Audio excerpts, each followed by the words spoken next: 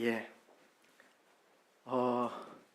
살인적인 더위가 내리쬐는데 이제 9월이 되니까 아침 저녁으로 선선한 바람이 불어옵니다. 이 시원한 바람을 창문을 열고 맞으면서 하나님의 살아계심을 느낍니다.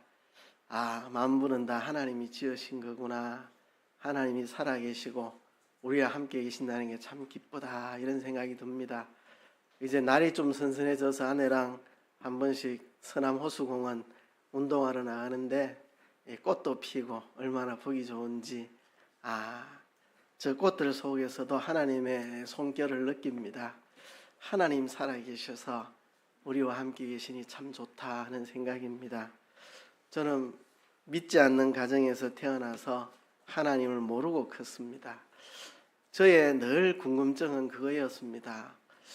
나는 누구인가? 내가 왜 이 땅에 존재하나? 내가 어쩌다가 이 땅에 태어나게 됐을까? 내뿐만 아니라 저 하늘은 왜 있고, 저 바다는, 저 초목은, 저 땅은 왜 존재하는 걸까? 어떻게 해서 이런 모든 만물이 존재하고 나라는 존재가 이 땅에 있게 되었을까? 늘 저는 그게 궁금했습니다. 저는 어릴 때부터 과학을 좋아했기 때문에 옛날에는 과학이라는 것과 수학이라는 것, 철학 다 하나의 학문이었잖아요. 옛날에는, 그죠? 그래서 이 고대 철학자들이 어떻게 생각했나 이런 것도 살펴보면서 그들 속에는 답이 없고, 도대체 내가 누구며 세상을 왜 존재하게 되나 고민하다가 하나님을 만났습니다. 창조주 하나님, 천지 만물을 창조하신 하나님, 태초에 천지를 만드신 하나님, 하나님과의 만남, 그게 제 인생을 뒤바꿔 놓았습니다. 천지를 만드신 하나님이 계신다. 그 하나님이 성경에 나오는 하나님입니다. 하나님이 세상을 아름답게 만드셨죠. 빛도 만들고 궁창도 만들고, 궁창 아래 물, 궁창 위에 물 나누시고, 바다와 육지를 나누시고, 그리고 이 땅에는 짐승들도 만들고 초목도 만들고, 저 하늘에는 새를, 저 바다에는 물고기들이 가득하게 하나님 아름답게 만들어 두셨습니다. 그리고 에덴 동산에 사람을 창조하셨죠.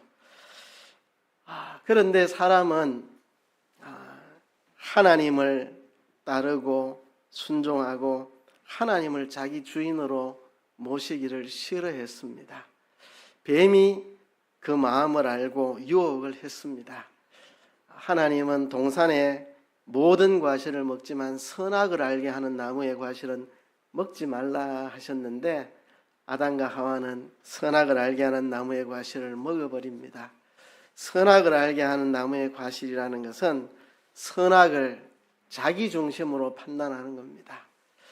하나님은 자존하신 하나님이고 전능하신 하나님이고 전지하신 하나님이고 완전하신 하나님이기 때문에 하나님 중심하는 게 다 선입니다. 그러나 우리가 내 중심으로 선을 정의할 수는 없습니다. 우리도 하나님을 중심해서 선을 정의해야 됩니다. 그런데 피조물인 인간이 내가 중심이 돼서 하나님이 계셔야 될 그 자리에 내가 서서 내 중심이 되어서 내 중심으로 선악을 판단하게 되는 거, 이게 선악과를 먹은 거죠. 그래서 사람들은 이제 자기 중심이 됩니다. 내 중심에 하나님을 뽑아버리고 내가 중심이 돼서 내 마음에 들면은 선이고 내 마음에 안 들면 악이라고 하죠. 물건 가격이 내 마음에 들면 그 물건 가격이 착하다, 그 가격이 선하다, 착하다, 이렇게 말하죠. 내 마음에 들면은 선한 거고 내 마음에 안 들면 악한 거고, 이게 인간의 타락입니다. 타락한 인간들은 이제 그 마음에 하나님 두기를 싫어합니다. 그 마음에 하나님 두기를 싫어하고 다른 신을 만듭니다. 사람들은 자기가 주인이 되어서 모든 선악을 판단하고 자기 중심으로 살아갑니다. 그런데 내 마음의 중심에 있어야 될 하나님을 빼버리니까 그 자리가 공허합니다. 공허해요. 그리고 현실적인 문제가 생깁니다. 인생 살아가면서 이런 시련 저런 시련도 많이 오는데 하나님을 내 마음에 빼버리고 내가 주인 되다 보니까 하나님을 빼버린 그 자리가 공허하기도 하고 인생의 여러 가지 문제도 봉착하고 그래서 사람들은 우상을 만들기 시작합니다. 우상. 금으로, 은으로, 동으로, 철로, 나무로, 돌로 온갖 우상들을 만들었습니다. 가짜 하나님이죠. 사람들이 만든 하나님입니다. 아무것도 아닌데 존재하지도 않고 실제하지도 않는데 사람들은 이런 우상을 만들어서 이런 우상들을 섬기기 시작했습니다. 사람들이 왜 우상을 만들었을까요? 우상을 만들어 섬기는 게 뭐가 좋아서 우상을 만들어 섬겼을까요? 우상을 섬기면 인간의 구미에 맞습니다. 첫째는요, 되게 감각적입니다. 감각적. 하나님은 눈에 보이지 않습니다. 볼 수도 없고 만질 수도 없습니다. 그래서 답답한 일 만나면 정말 하나님이 내 곁에 계시나, 정말 하나님이 나를 책임져 주시나, 정말 하나님께서 나를 보고 계시나 의심이 가곤 합니다. 왜? 하나님은 눈에 보이지 않으니까요. 그런데 사람들이 자기 손으로 만든 저 우상들은 눈에 보입니다. 뭔가 내게 해줄 것 같은 그게 느껴집니다. 되게 감각적인 신이죠. 우상들. 두 번째는 현실적입니다. 현실적인. 하나님은 선하게 살아라, 진실하게 살아라, 거룩하게 살아라, 의롭게 살아라 자꾸 그러시는데 부담스럽죠. 근데 저 사람이 만든 우상들은 현실적입니다. 내 부자 되게 만들어주고 내 자식들 출세하게 만들어주고 우리 집안 크게 일어서게 만들어주고 내가 바라는 것들 들어주고 되게 현실적입니다. 현실적. 그죠? 창조주 하나님처럼 늘 우리 양심의 가책을 느끼게 만들고, 그죠? 진실하지 못한 내 삶, 양심의 가책을 느끼고, 내가 진실하게 살아야 되는데, 하나님이 형제를 사랑하며 살라 했는데, 난 형제를 사랑하지 못하고 미워했고, 늘 살아계신 창조주 하나님은 내 마음에 가책을 일으키고, 그렇게 하는데, 이 우상들은 그런 게 없습니다. 내 잘 섬기면 내가 부자 되게 만들어줄게. 안 아프게 만들어줄게. 그죠? 다 자기가 만든, 그죠? 자기가 만든 거. 저 우상을 섬기면 아프지도 않고, 화도 다 물러가고, 그렇다고 스스로 믿고, 되게 현실적인 신들입니다. 그래서 세 번째는 내가 조정할 수 있다는 거. 내가 컨트롤할 수 있다는 거. 하나님은 내가 조정할 수가 없습니다. 하나님께 순종하고 하나님을 따라야 되고 하나님은 내가 조정할 수 있는 분이 아닙니다. 하나님 앞에 내가 순종해야 되죠. 그러나 저 우상들은 내가 조정할 수 있습니다. 우상 꼴 보기 싫으면 문 닫아버리면 됩니다. 그거 안 가면 됩니다. 그죠? 어려운 일 있으면 또 찾아가서 빌고 그 외에는 그냥 무시해버리면 됩니다. 내 마음대로 조정할 수 있는 신. 내가 복채를 많이 갖다 바치면 반드시 저 신은 내한테 응답을 해야 된다. 내 마음대로 조정할 수 있는 신. 내 중심으로 섬길 수 있는 신. 그래서 사람들은 우상을 만든 겁니다. 하나님을 버리고 내가 주인이 되어 사는데 내가 주인 되어 살다 보니 마음이 공허하기도 하고 그 자리에 뭔가 채워야 되겠기도 하고 현실적인 문제도 있고 하니 이제 가짜 신을 감각적이고 현실적이고 내가 조정할 수 있는 신을 만들어 섬기는 거죠. 이게 인간의 타락입니다. 그런데요, 인간이 만든 우상 중에 가장 강력한 우상이 있습니다. 동서고금을 막론하고 어디나 섬기는 신들이 있습니다.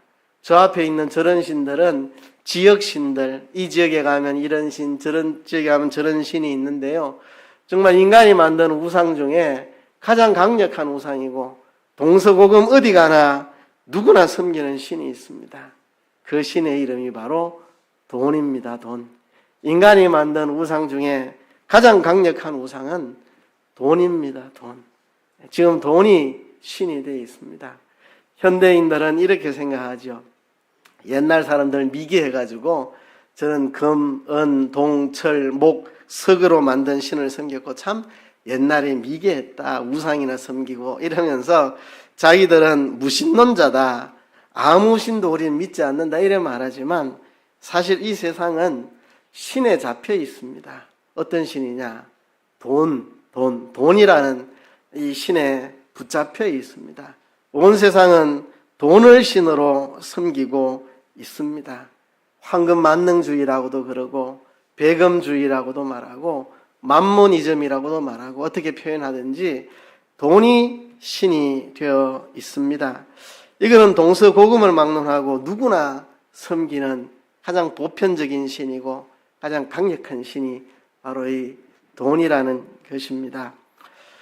예수님 당시에는 유대 사회가 정말 가난했습니다. 가난했어요. 그래서 예수님이 무엇을 먹을까, 무엇을 마실까, 무엇을 입을까 염려하지 말아라. 공중의 새를 봐라. 농사하지 않아도 하나님이 먹이시지 않느냐. 들의 백합화를 봐라. 길쌈하지 않아도 하나님이 다 입히시지 않느냐. 하물며 너희일까 보냐. 예수님이 그렇게 말씀하신 것은 그 당시가 먹을 게 없고 마실 게 없고 입을 게 없어서 너무나도 가난한 시절이었기 때문에 그렇습니다. 사도행전에 보면 초대교회 때 예루살렘 교회는 늘 도움을 받습니다. 저 유럽에 있는 교회들이 예루살렘을 돕는 헌금을 여러 차례 보내줍니다. 왜냐하면 예루살렘과 유대 이 땅은 정말 그 당시에 가난했기 때문에 그렇습니다. 가난하니까 사람들은 더욱더 돈을 의지하고 돈을 바라보고 돈을 자기의 신으로 삼아 살아갑니다. 가난해도 사람들은 돈을 의지하고 부유해도 마찬가지입니다. 지금은 뭐 얼마나 우리가 부유한 사회에 살고 있습니까? 그죠? 사람들은 이 부유한 사회 속에서 돈이 있으니까 뭐 할 수 있는 게 너무 많습니다. 돈이 있으면 먹고 싶은 것도 마음대로 먹고 가고 싶은 데도 마음대로 가고 갖고 싶은 거 얼마든지 가질 수 있고 지금 돈만 있으면 쓸 데가 너무 많으니까 역시 사람들은 돈을 의지하고 돈을 신으로 섬깁니다. 이 돈을 신으로 섬기는 것은 가난한 사람도 그렇고 부유한 사람도 그렇고 다 돈을 신으로 섬깁니다. 가난한 사람은 가난해서 돈을 의지하고 부자들은 부유해서 또 돈을 의지하고 가난하나 부유하나 돈이 신이 되어 있는 상황입니다. 예수님이 유대 땅에 오셨을 때 가난한 사람들을 늘 무엇을 먹을까 마실까 염려했고요. 그리고 바리새인들은 자기들은 신앙생활 잘한다고 정말 자기들이 모범적으로 경건하게 산다고 자랑하고 다녔지만 성경은 말합니다. 바리새인은 돈을 좋아하는 사람이다. 그래서 예수님의 가르침을 비웃었다. 돈을 좋아하는 사람이라. 바리새인들은 과부의 가산을 삼켜먹는, 그러니까 돈 좋아하는 사람들이 바리새인이다. 그리고 그 당시에 예루살렘을 장악하고 있던 제사장과 사두개인들, 장로들은 이 예루살렘에서 재물 장사하고 그리고 환전 장사해가지고 막대한 부를 끌어모으는 사람들이었습니다.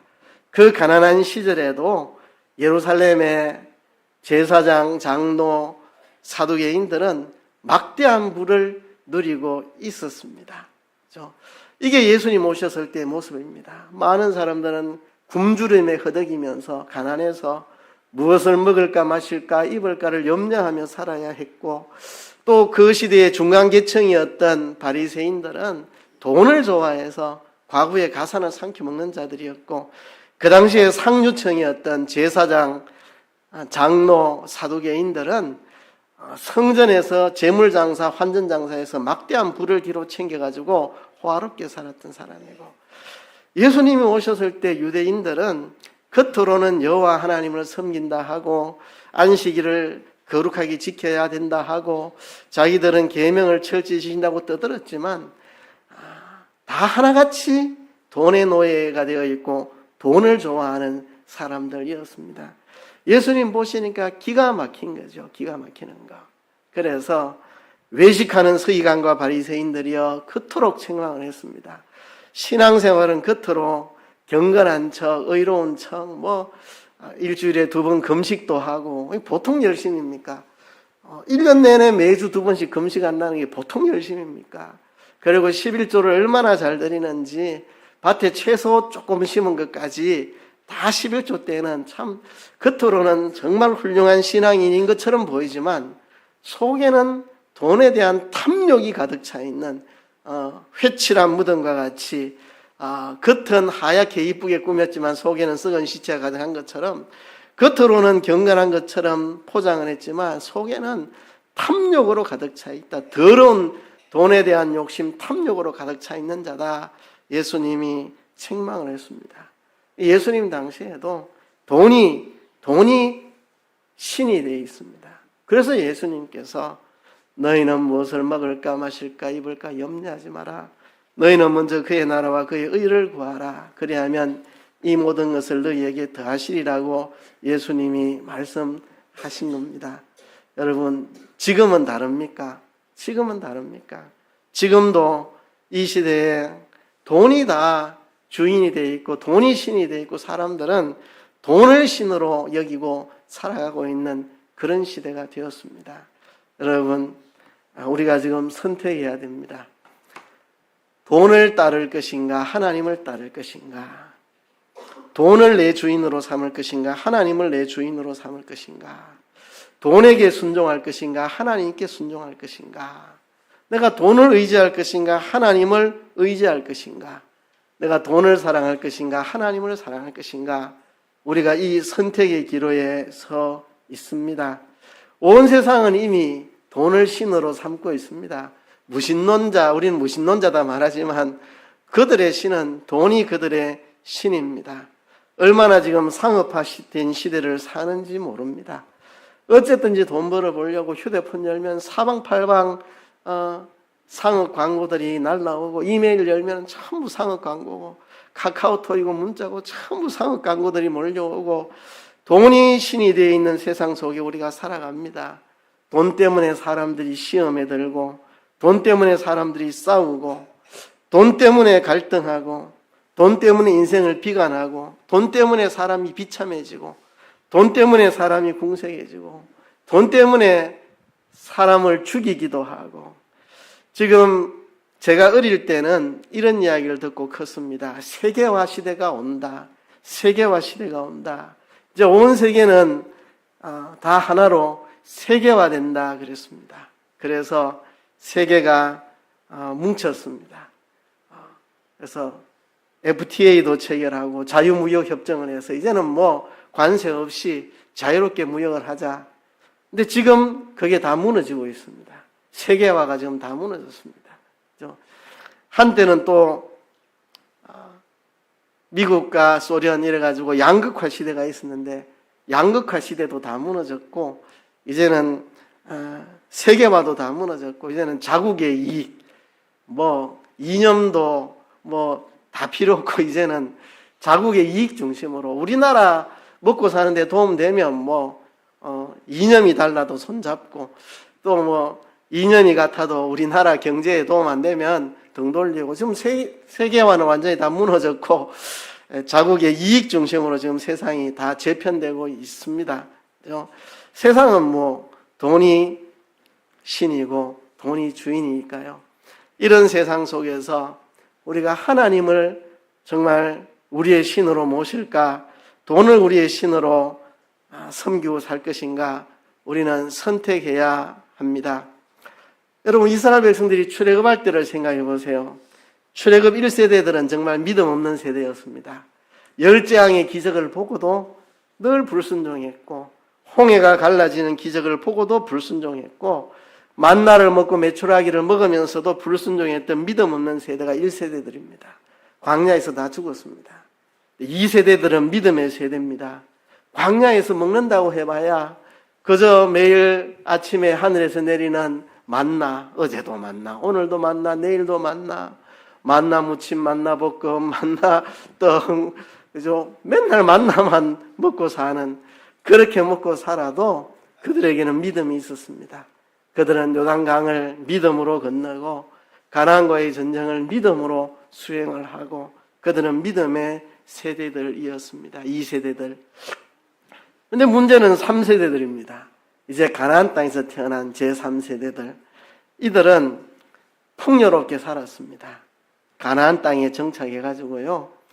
가나안 땅에 젖과 꿀이 흐르는 그 땅에 정말 곡식들 그리고 푸른 초장으로 넘쳐나는 양떼와 소떼들. 그래서 그들은 풍요롭게 먹고 살았습니다. 그러면서 그들은 하나님을 잊어가기 시작했습니다. 하나님을 모르는 세대가 되어버렸습니다. 그래서 모세는 신명기 8장에 이렇게 그들에게 부탁을 합니다. 내가 오늘날 네게 명하는 여호와의 명령과 법도와 규례를 지키지 아니하고 내 하나님 여호와를 잊어버리게 되지 않도록 삼갈지어다. 네가 먹어서 배불리고 아름다운 집을 짓고 거하게 되며 또 내 우양이 번성하며 내 은금이 정식되며 내 소유가 다 풍부하게 될 때에 두렵건대 내 마음이 교만하여 내 하나님 여호와를 잊어버릴까 하노라. 신명기 8장 11절에서 14절에 나오는 말씀입니다. 이들이 가나안 땅에 들어가서 배불리 먹고 살면서 하나님 여호와를 잊어버릴까 염려한다. 그래서 다 잊어먹어버렸습니다. 여러분, 많은 사람들이 가난하던 시절 하나님을 찾던 사람들이 부유해진 다음 하나님을 잊어버리고 하나님과 멀어지는 경우가 많이 있습니다. 오늘 본문에 나오는 이 부자 관원도 마찬가지입니다. 오늘 본문에 보면 이 부자 청년에 대해서 나옵니다. 참 읽을 때마다 아쉬운 생각이 듭니다. 이 부자 청년 정말 괜찮은 사람입니다. 예수님 앞에 나와서 진지하게 영생에 대해서 묻고 있습니다. 예수님 앞에 나와서 예수님의 가르침을 받으려고 한다는 걸 보면 굉장히 영적인 사람으로 느껴집니다. 예수님에게 다른 거 묻지 않고 내가 무슨 선한 일을 하여야 영생을 얻으리까? 선한 일을 하고 싶어 하는 사람이고 영생을 바라보고 있는 사람입니다. 오늘 이런 사람이 있으면 정말 신앙 좋은 사람이라고 교회에서 장로, 권사, 집사시킬 만한 그런 사람 아니겠습니까? 그렇죠? 예수님께서 그 청년에게 생명에 들어가려면 계명들을 지키거라 했더니 이 청년이 대답하기를 어떤 계명을 지키란 말입니까? 예수님께서 살인하지 말라, 간음하지 말라, 도적질하지 말라, 거짓 증언하지 말라, 부모를 공경하라, 이웃을 내 자신과 같이 사랑하라 하신 이 계명을 지키라. 10계명 중에 5계명부터 10계명까지 사람을 사랑하라는 이 계명, 이거를 지키라 했더니 이 청년이 대답하기를 이 모든 것을 내가 지켜 싸운데 무엇이 아직 부족하겠습니까? 이 청년은 자기 스스로는 이 계명을 다 지켰다고 생각합니다. 물론 착각이긴 하죠. 착각이긴. 하나님의 불꽃 같은 눈앞에서 뭐 자기가 이 계명을 다 지켰다고 자신할 수 있겠습니까? 착각이긴 한데 어쨌든 착각이라도 이런 착각을 할 수 있을 만큼 이 사람 옳게 산 사람입니다. 살인하지 않았고 간음하지 않았고 도적질하지 않았고 거짓 증언하지 않았고 부모를 자기대로는 공경하면서 살았고 이웃을 자기대로는 사랑하며 산다고 산 사람입니다. 스스로 그렇게 느끼는 사람입니다. 하나님의 절대적인 기준 앞에서는 그게 다 정말 때 묻은 옷과 같은 것이라는 걸 깨달아야 되는데 좀 어리석어서 그까지는 깨닫지 못했지만 어쨌든 자기대로는 경건하게 사는 사람이었습니다. 근데 예수님은 아셨습니다. 이렇게 예수님을 만나서 진지하게 영생을 묻고 선한 일을 하고자 하고 어릴 때부터 계명대로 살려고 정말 애쓰고 있는 이 괜찮은 청년에게 치명적인 문제가 있다는 것을 예수님은 아셨습니다.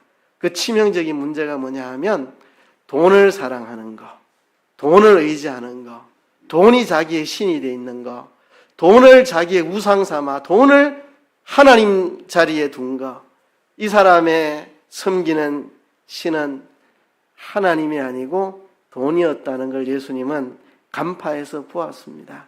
그래서 이 청년에게 이렇게 도전을 하십니다.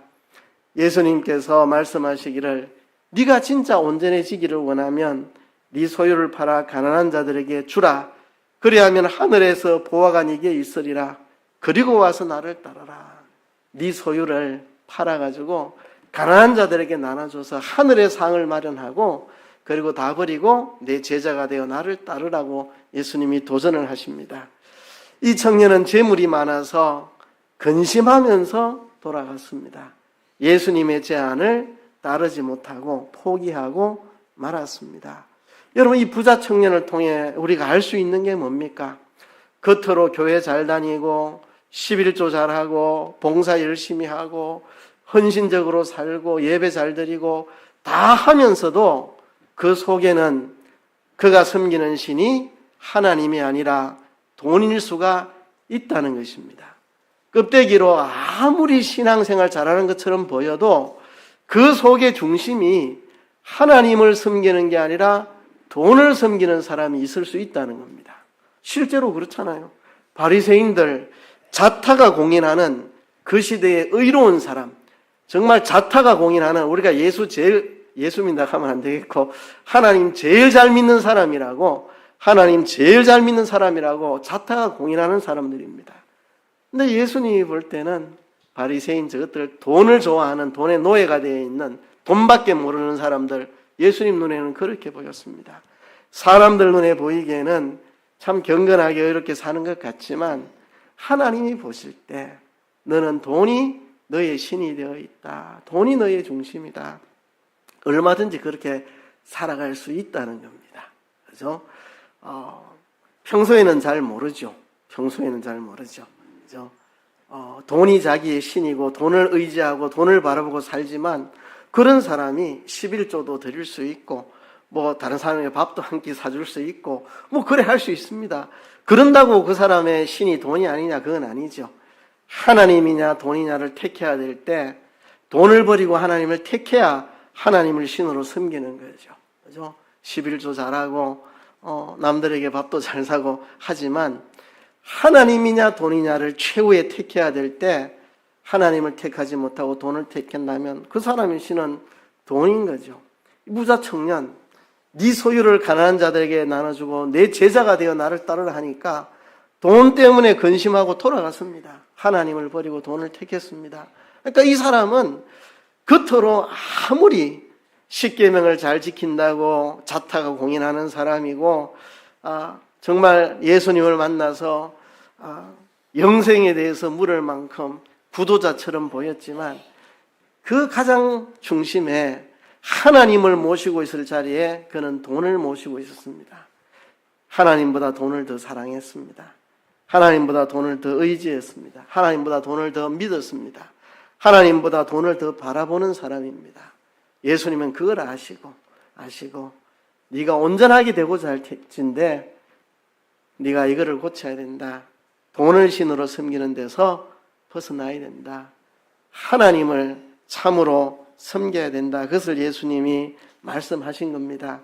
오늘 본문은 부자가 돼야 된다, 가난하게 해야 된다 이런 말 하고 있는 거 아닙니다. 가난한 사람들은 가난해서 하나님 의지 못하고 돈을 의지하고, 부자들은 자기의 부를 지키기 위해서 하나님 의지 못하고 돈을 의지하고 똑같습니다. 가난하나 부하나 하나님을 신으로 섬기지 않고 돈을 신으로 섬기는 것은 똑같습니다. 지금 우리가 가난하게 살아야 된다는 이야기도 아니고 부자로 살아야 된다는 이야기도 아닙니다. 우리가 가난하든 부하든 상관없이 하나님을 우리의 하나님으로 모셔야 된다는 겁니다. 하나님을 제일 사랑하고 하나님을 제일 의지하고 하나님을 제일 바라보고 하나님 한 분만을 믿고 살아가는 이런 사람이 되어야 된다는 겁니다. 우리의 껍데기 허울 속에 감추어 있는 우리 모습을 봤으면 좋겠습니다. 사람들은 아무도 몰랐습니다. 이 청년 정말 부자 청년이고 정말 자기대로는 신앙생활 잘하는 사람이어서 신앙생활 잘해서 복받았다고 남들에게 칭찬 들을 만한 그런 사람인데 예수님은 알고 계셨습니다. 그의 중심에는 돈이 자기의 신이었다는 것을 알고 계셨습니다. 오늘 우리들은 어떻습니까? 겉으로 다 이 청년만큼 신앙생활을 하지는 못해도 이 청년 좀 비슷하게라도 신앙생활 하려고 힘쓰는 사람들인데 사람들은 속을 수 있습니다. 아, 신앙 좋다, 신앙 좋다. 그러나 하나님은 속지 않습니다. 우리가 정말 하나님을 우리 하나님으로 모시고 있는 건지, 겉으로 하나님 섬긴다는 껍데기 속에 돈을 신으로 섬기고 있는지, 오늘 이거 하나 우리가 생각하고 우리 자신을 발견해서 내가 만일 하나님보다 돈을 더 사랑하고 하나님보다 돈을 더 의지하고 하나님보다 돈을 더 바라보고 있다면 우리가 돌이켜야 됩니다. 나는 돈을 신으로 섬기지 않고 하나님을 나의 하나님으로 섬기겠다는 오늘 결단이 필요합니다. 여러분, 지난주에 삭개오 이야기를 했죠. 삭개오는 남의 것을 착취해서 부자로 살던 세리장입니다. 이 사람은 구매력이 있는 사람입니다. 사고 싶은 거 다 살 수 있는 사람. 그래서 삭개오인데 이름이 삭개오.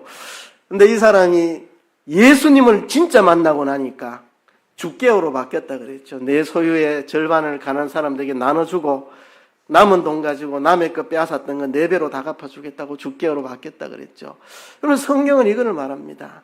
정말 하나님을 신으로 섬기는 사람은 바뀐다는 거. 요즘 새벽에 사도행전을 공부하고 있는데요. 사도행전을 보면서 이번에 새롭게 느낀 거. 예루살렘 교회가 자기 것을 자기 것이라 하지 않고 자기 소유를 팔아 교회 안에 가난한 사람들을 구제하는 일에 힘을 썼다는 거, 이거를 정말 강조하고 있습니다. 한 번, 두 번 이야기하는 게 아니고 3번, 4번 계속 그 이야기를 합니다.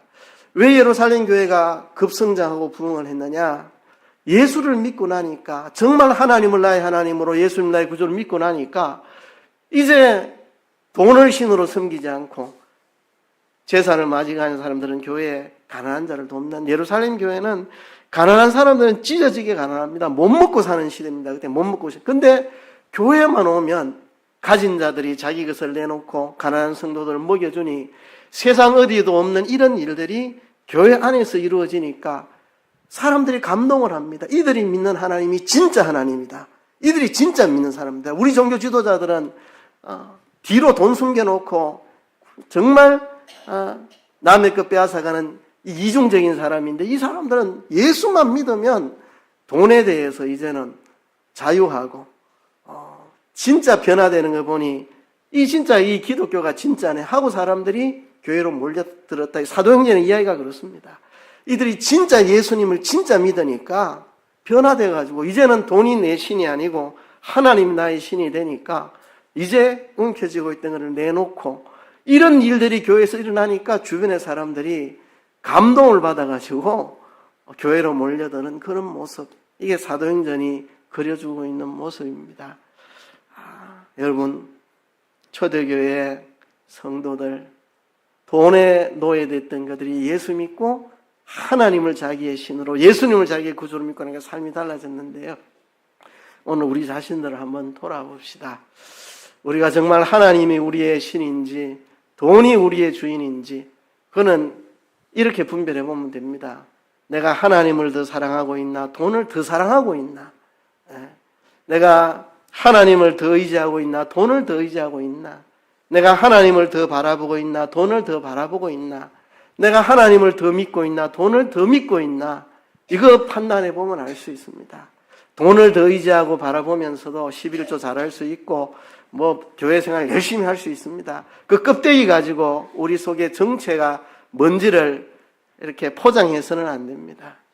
이 부자 청년처럼 정말 그럴듯한 성도로 살아가는 외형을 다 가지고 있으면서도 속에는 돈이 자기의 신이 되어 있을 수 있다는 것을 오늘 본문을 보고 깨닫고 우리 자신이 그러한 자가 아닌지 찾아서 우리가 이 시간에 회개해야 되겠습니다. 하나님, 내가 정말 돈이 나의 신이 되지 않고 하나님을 나의 하나님으로 섬기고 사는 우리들 되게 해 주옵소서. 다 같이 한번 통성으로 기도하겠습니다.